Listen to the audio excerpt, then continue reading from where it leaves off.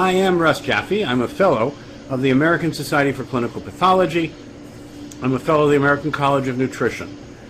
I'm a scientific fellow of the American College of Allergy, Asthma, and Immunology. I maintain fellow status in the Federation of Clinical Immunology Societies. And I'm a fellow of the American Medical Laboratory Immunologists and an overseas fellow of the Royal Society of Medicine. I'm a fellow of the Health Studies Collegium, and I am founder and director of ELISA Act Biotechnologies and PERQUE. And it's my privilege to provide you tonight's Ask Dr. Jaffe.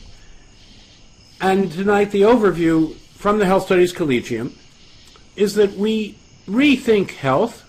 We rethink health with physiology first. And so taking physiology first in rethinking health, we want to restore competences. We want to restore a variety of competences. We want to restore immune tolerance, neurohormonal balance, and digestive and detoxification abilities. So the competences we want to restore are immune, neurohormonal, digestive, and detoxification. And I'll be describing the last 3 decades of our work in enhancing outcomes and in applying evidence in a clinically relevant way. One point to be made or emphasized is that we want to digest, assimilate, and eliminate. We want to take in and let go. We want to take in the good stuff and let go of the bad stuff. And since you become the product of what you eat and drink, what you think and do, paraphrasing both Hippocrates and Huang Ti, the nominal parents of Occidental and Oriental medicine, let your food be your medicine, and your medicine be your food.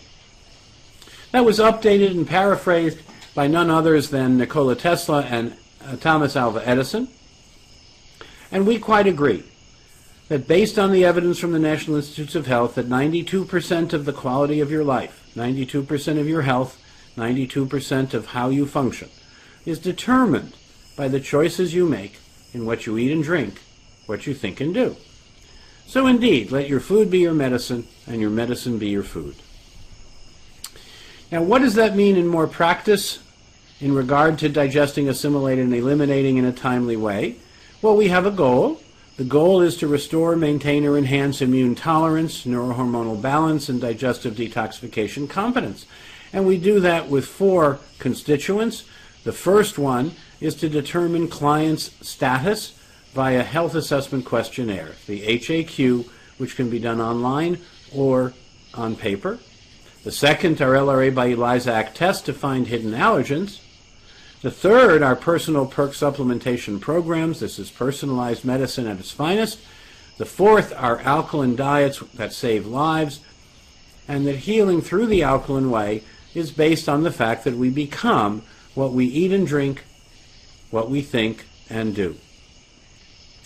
Now, while 92% of your health is based on eating what you can digest, assimilate, and eliminate within healthy homeostasis or healthy self-rebalancing, within healthy immune tolerance, the PERQUE WellGuard program has principles, and we would invite you to a webinar at the address on the bottom, www.perque.com/portfolio equals the-well-guard-program-part-01, and you'll be introduced to the PERQUE WellGuard program. But let me just give you some overview and some headlines. We want to be able to digest, assimilate, and eliminate. Our goal is to restore immune tolerance, neurohormonal balance, and digestive detoxification competence. And you can do that with a health assessment questionnaire, an HAQ, either online, filled in online, scored by our smart system, or filled in on paper and scored by our smart people and then interpreted by our smart algorithm-driven computer system. And our proprietary health assessment questionnaire helps personalize and individualize, helps make real the opportunity of applied evidence.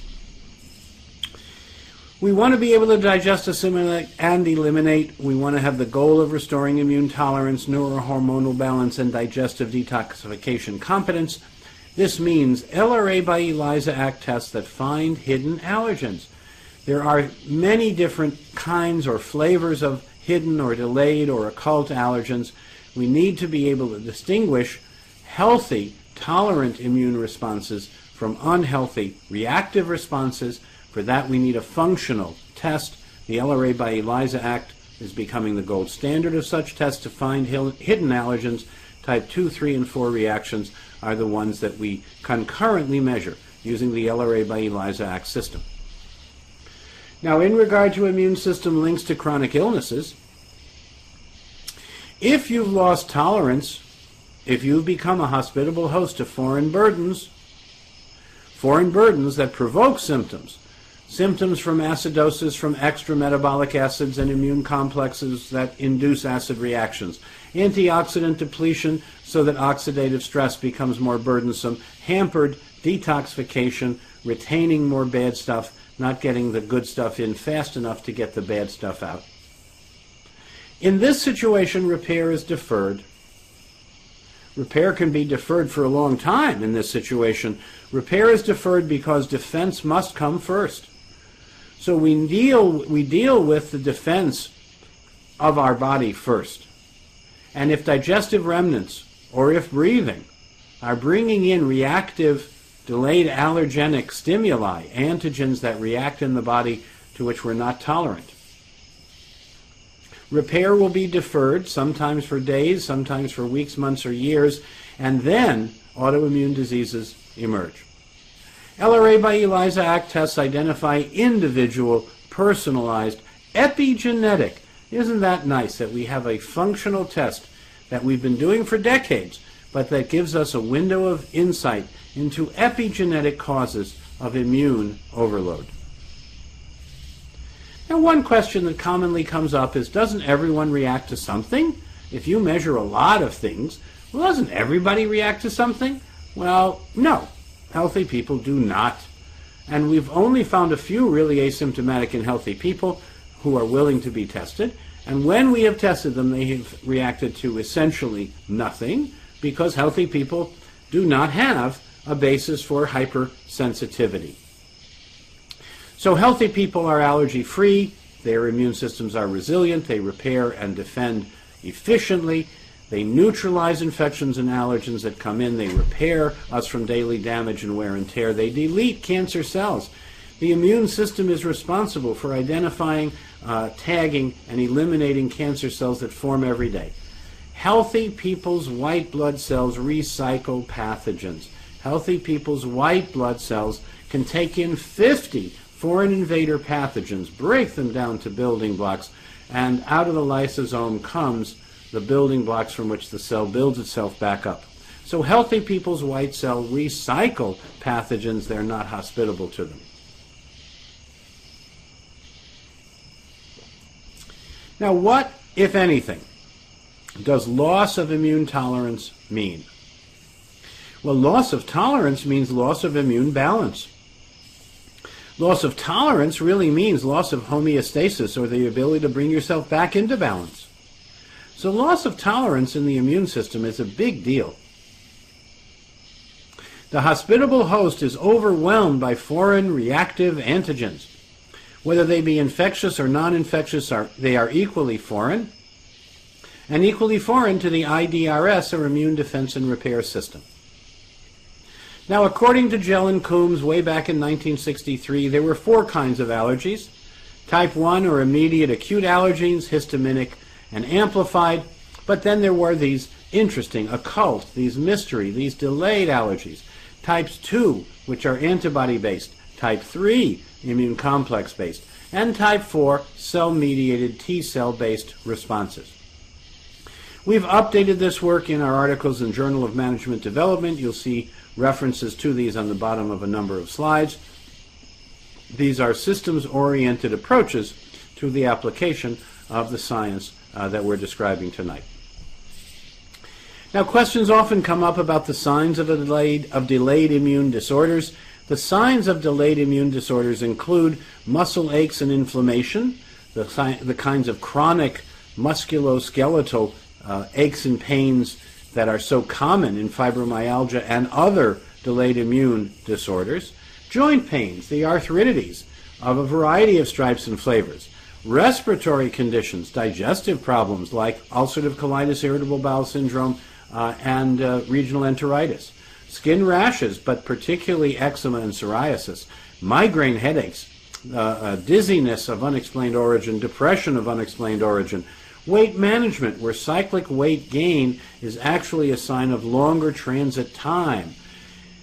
When you have a healthy transit time of 12 to 18 hours, you may have maybe 5 to 8 pounds of digestive fecal matter in your intestines.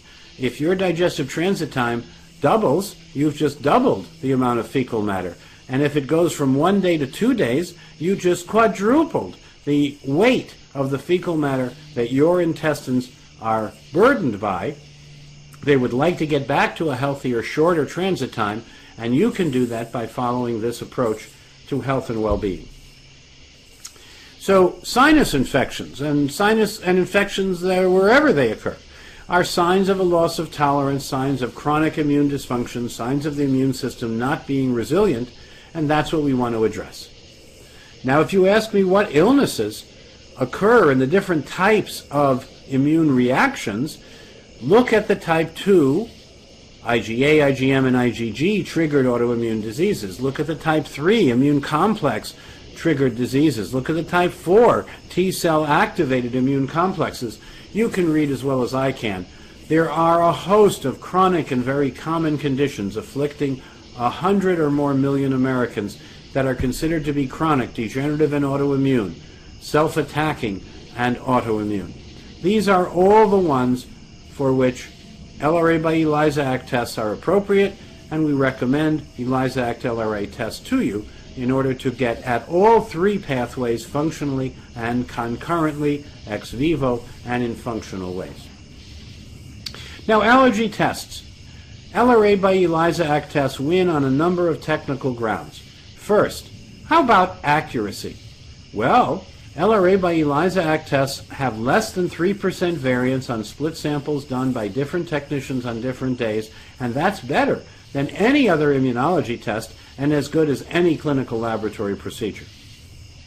LRA by ELISA Act tests are functional. They are a true cell culture.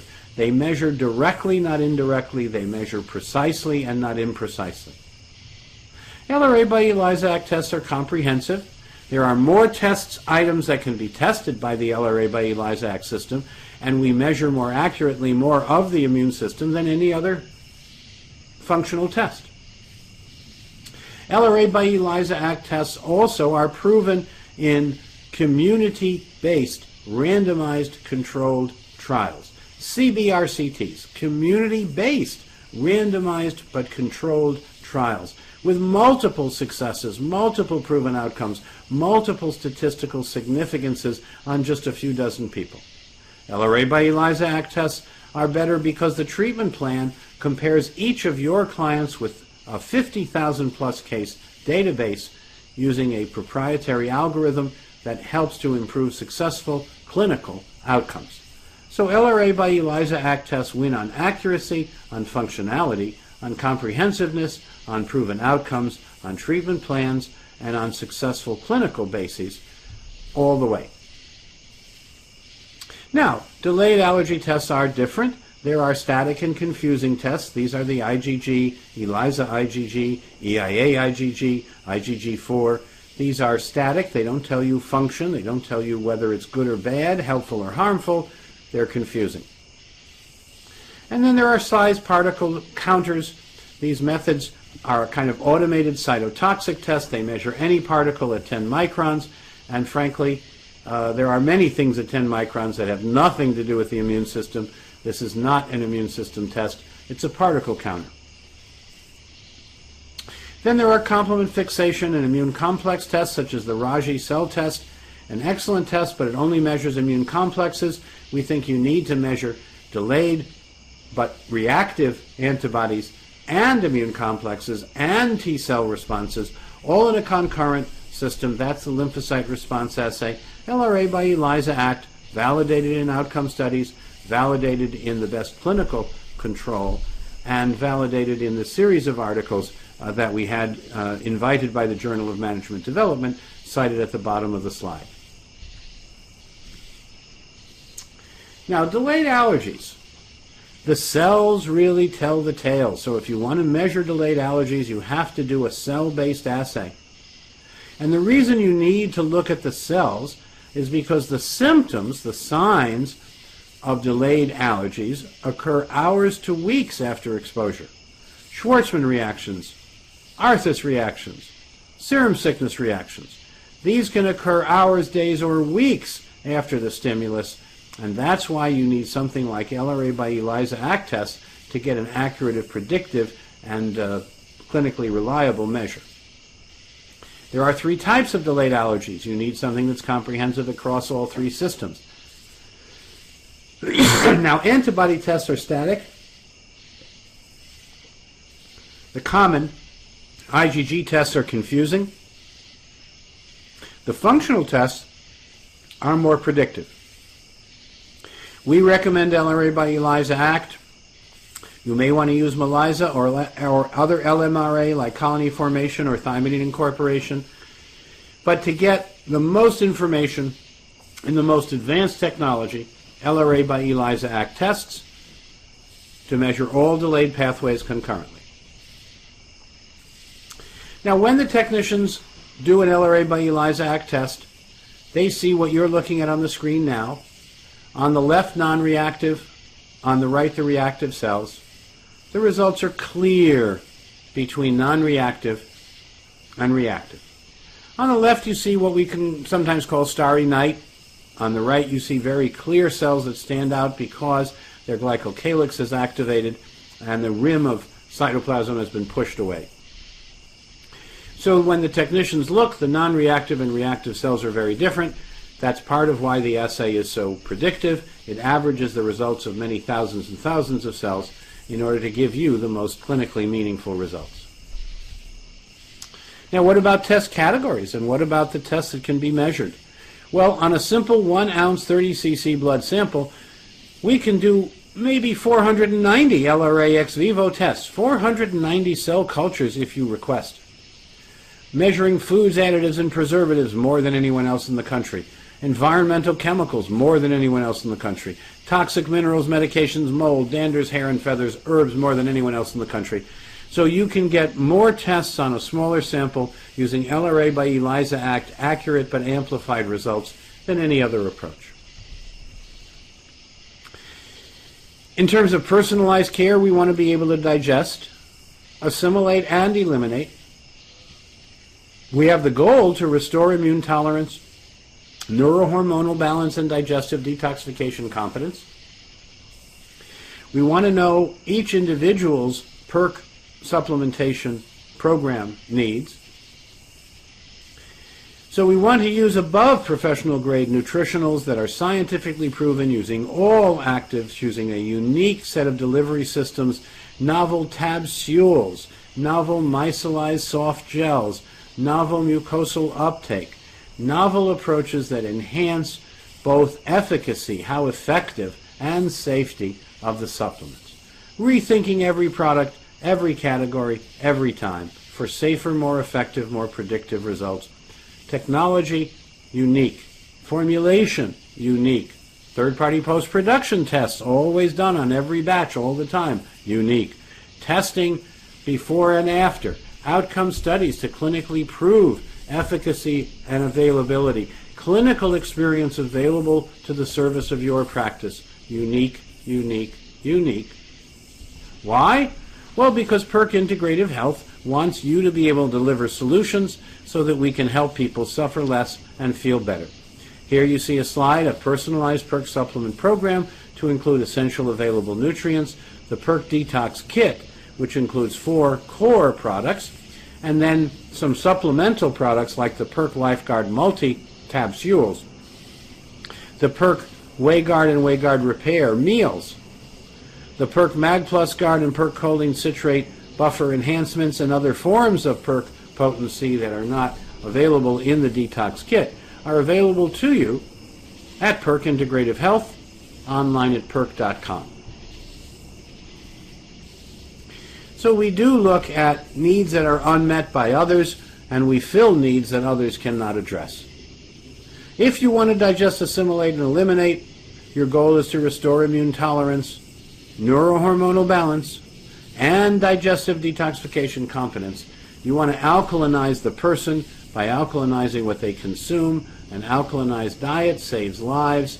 Healing through the alkaline way is due to the fact that we become the product of what we eat and drink, think and do. So eat what you can digest, assimilate and eliminate within healthy homeostasis, within healthy self-correction, within healthy balance, and immune tolerance. So at the Health Studies Collegium, we have for many years looked at the alkaline way to sustainable good health, to evoke human healing responses. And at the Health Studies Collegium, we have done basic and applied science, we have done the policy implications, and we are confident that we can feel and function much better the alkaline way by evoking human healing responses. Now, the alkaline way is smart, it's contemporary, it's up to the minute. It's a physiology-first approach. It's a physiology-first approach because we want to deal with early oxidative stress that might have severe impact on lifespan, on how long you live and the quality of your life. Those with improved capacity to recover from early oxidative stress have significant advantages later in life. Let me say that again. Those with improved capacity to recover from early oxidative stress by having enough of the antioxidants needed at the times they are needed have significant advantages later in life. And another comment that underscores and reinforces, if you will, the correctness of what we've been saying for decades. This is an article from PLOS1, a very important online journal, 2009. Tsumiyami and colleagues says, the defect in immune system, the cause of autoimmunity, is systemic autoimmunity appears to be the inevitable consequence of overstimulating the host immune system by repeated immunization with antigen to the levels that surpass the system's self-organized criticality. So in other words, if you don't digest your foods properly, they can come back as delayed allergens in the body if they get across the 5 protective mechanisms, because the body becomes depleted over time, and then they can stimulate autoimmunity just by the presence of digestive remnants that are immunoreactive. Now, this is something we've been saying since the mid-'80s. I am pleased to learn that distinguished colleagues are now publishing their own independent confirmations of the hypothesis that we've been carrying for these years. To alkalinize saves lives. There is a food and chemical effects on acid-alkaline body chemical balance. You want the majority of what people eat to be on the left side of the chart. You want that to be about 2/3 in the healthy state and about 3/4 or more in the recovery state. The remainder, the small condiment size, can be from the right. That is what we've made staples of in the American diet. There's also the Joy of Food, the Alkaline Way Guide. This is available both digitally and physically to reinforce the messages and to clarify the opportunities. And then there are the self-tests, like do you have net acid excess, as you see in the right-hand lower corner, the pH paper that is high sensitivity and high contrast to allow such measurements to be meaningfully done. Now, first in the morning, after 6 or more hours of rest, the urine pH is equilibrated with the cells that line the bladder and kidneys, and so the morning urine pH after rest is a good measure of whether you're in the middle healthy zone or whether you're on either side and therefore at risk. The middle healthy zone is 6.5 to 7.5. That's the green zone on the paper, and that's the healthy repair restore zone. That's the zone we want you to be in. If your pH is below 6.5, if on the paper it's yellow and on the screen it's blue, you have excess acid that wears you out. If the pH is more than 7.5, if the pH is more than 7.5 consistently, that's blue on the paper and orange on this slide. Catabolic illness tears you down. So we want you to be in the middle. We want you to be healthy. We want you to be in the green zone, not the acid zone, not the ammonia wasting catabolic zone. We want you to be in the middle, healthy, repair and restore zone. That's the urine pH 6.5 to 7.5 first in the morning. Now, there are a variety of questions that have come in, and I am very glad to be able to address these, including the following. What information is there on cross-reactivities and autoimmune diseases In other words, if you get sensitized to cow dairy in childhood, are you more likely to get diabetes? And the answer is statistically yes, but I can't tell you who.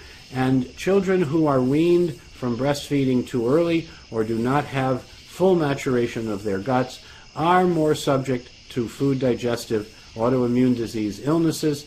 So there is a statistical connection between cow's dairy and the subsequent development of diabetes. We're much more personalized, we're much more individualized. We want to know if you as an individual react against cow dairy, and then you should substitute that. But if you react against anything that the LRA by ELISA Act test can identify, you should substitute while resetting towards tolerance immune responses, as well as digestive detoxification and neurohormonal systems. Then the question becomes, can you estimate the percentage of hypersensitivities identified by the LRA test that are fixed, and where one is not likely to regain tolerance? And if so, why does this occur? Well, a lot of doctors are taught in their training, once allergic, always allergic, and once we get allergic, we're always allergic, and so you can only suppress the symptoms, and I don't know why that came, because there is no evidence. It is widely held, but there's no evidence for that. What we do know is this: when you clean up the diet, when you substitute for the delayed allergens, when you enhance the competence of the whole foods, when you improve the nutritional density of the diet, when you take the supplements that correct the deficiencies that have occurred over years, when you do mindfulness exercises as well as physical stretching and exercises, that you can restore digestive and detoxification, neurohormonal as well as immune competences. You can restore immune tolerance. You can restore neurohormonal balance. You can restore digestive and detoxification competence. So fixed allergens are so rare that I couldn't even put a percentage on it.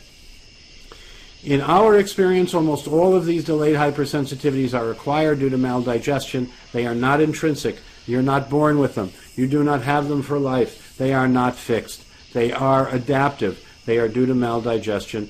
And so I really don't know the percentage, but it would be very, very, very small that somehow are due to what would be called fixed or genetic allergies, which are so rare that we don't see them very much at all. What's the minimum age for a child to have LRA by ELISA Act testing? And the answer there is about 9 months of age. After you're weaned, you can be tested.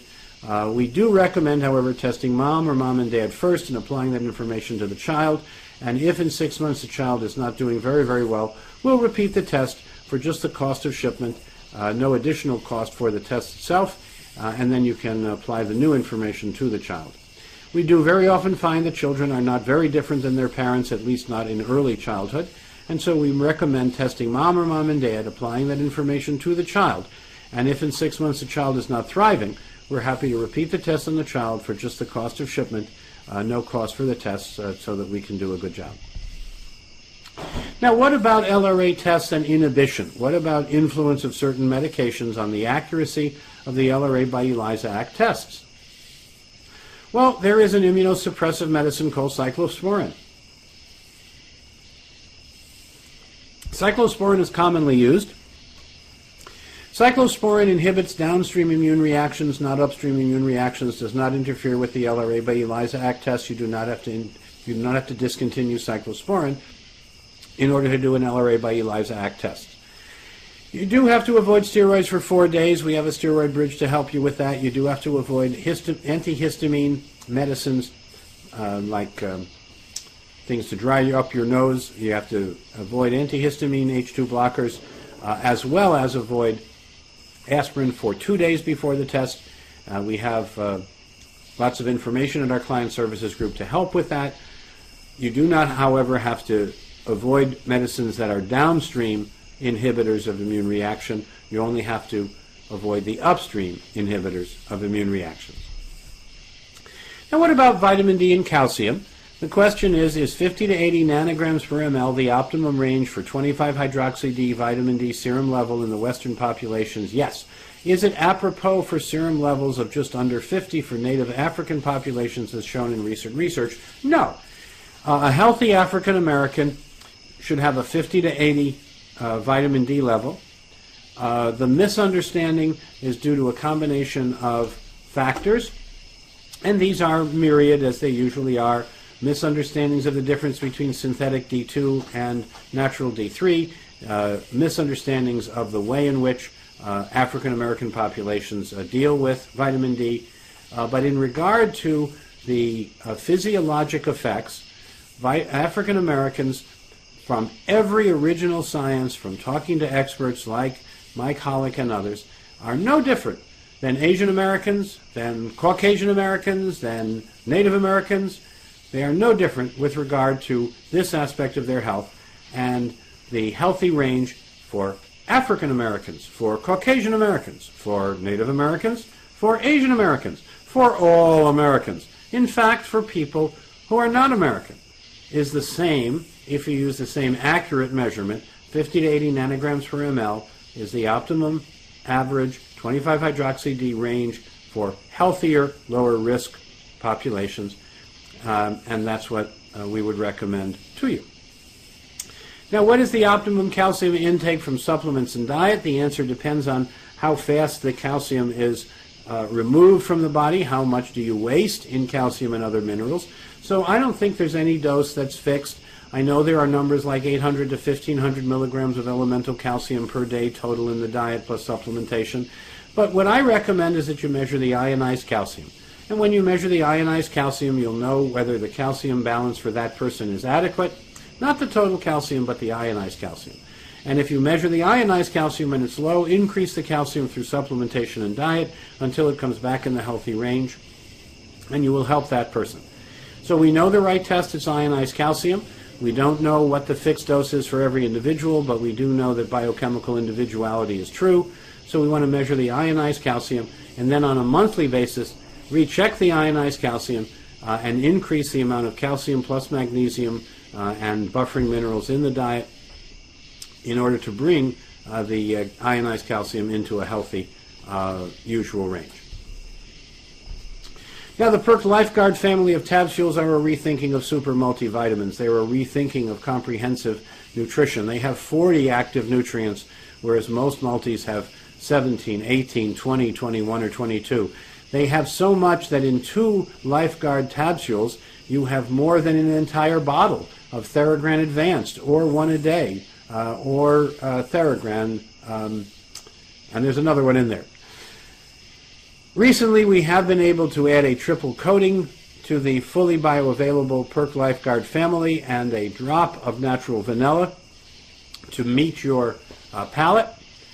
And so we recommend the PERQUE Lifeguard family of tabsules, the classic as well as the PERQUE Lifeguard mini tabsule, and we recommend the PERQUE's lozenge or chewable, and we will extend the family of super multis in the PERQUE Lifeguard family as opportunity permits. There are questions about PERQUE WayGuard and PERQUE WayGuard Repair meals. These are true meals. Notice they have nutrition facts, not supplement facts. The native whey that makes up the protein, 15 grams of native whey, is BGH hormone-free. It's hormone-free, it's BGH-free, it's BGH hormone-free, so that the native whey and all PERQUE products are hormone-free. It's a PERQUE promise that we never add hormones or allow contaminating hormones into any of our products ever. In regard to PERQUE WayGuard and PERQUE WayGuard Repair, the native whey is BGH hormone-free. These are whole meals that we recommend to you, and we recommend them to you in their hormone-free form. Now, when we alkalinize, the measurement is in milli-equivalents, and someone has asked how you compare PERQUE Bone Guard Forte 20, 4 tabsules, with PERQUE Potent C Guard powder, half a teaspoon, in regard to how much alkalinization, or how many milli-equivalents of alkaline does each contribute. And the answer is that when you do all the math, there's twice as much alkaline elements in PERQUE Bone Guard Forte 4 tabsules compared to PERQUE Potent C Guard powder, half teaspoon. And so I'm glad to answer the question. But of course they do very different things, and if you're just focusing on the alkaline milli-equivalents, there's twice as much in 4 tabsules of PERQUE Bone Guard Forte 20 as there is in PERQUE Potent C Guard powder, half teaspoon. But because they do very different things in the body, there are many other benefits that are separate from the milli-equivalents of alkaline that distinguish them, and that's why we have a separate PERQ Bone Guard Forte 20, as well as a PERQ Potent C Guard powder. Now a question has come up about symptoms of vitiligo on the leg. What are the treatment options and possibility of reversal? And interestingly, a world's expert on vitiligo called me recently and said that when people follow the LRA by ELISA Act test program and supplement with PERQ programs, particularly the supplements like PERQ B12 Guard and PERQ Vessel Health Guard, that the symptoms of vitiligo on any part of the body usually and predictably remit. He's in the process of doing research studies. It will take years to publish them. But if you want to be ahead of the research, symptoms of vitiligo on the leg are reversible, often enough that the LRA by ELISA Act test and the program that goes with that are highly recommended. Now what about LRA by ELISA Act tests and migraine headaches? Good question. Here's an individual who had almost daily migraines, 20 days per month with mild to severe migraines. Then the LRA by ELISA Act tests were done. The implementation was to take and eliminate as best as possible all sensitivities. And this helps 4 out of 5 days, but the headaches start up again. Food and exposure diaries are minimally helpful, as they usually are. Egger and colleagues, in their very elegant studies reported in Chalicom and Brostoff's textbook on food allergy and intolerance in their chapter on migraine headaches, pointed out that at least 88% of migraine headaches were definitely triggered by delayed food and allergy mechanisms, and that was testing only, I think, 80 foods. So I would ask 2 questions of this individual. One, is it possible that they're getting exposed to something that's on their list, that if they looked more carefully they would now realize that periodically they're getting exposed to something that's on their no-no list, that's on their LRA by ELISA Act reactive list? And then it's always possible that they're reacting to something in the air, to something in their environment, to something in their situation that's not tested by the LRA by ELISA Act test. But if you remove most of the problems, then you can find the rest by just observation. And so we would recommend following through on the program even more carefully, seeing if a second test in 6 months is more helpful than the first, but also being aware that there are other things that might be triggering headaches that are not being tested by the LRA by ELISA Act test.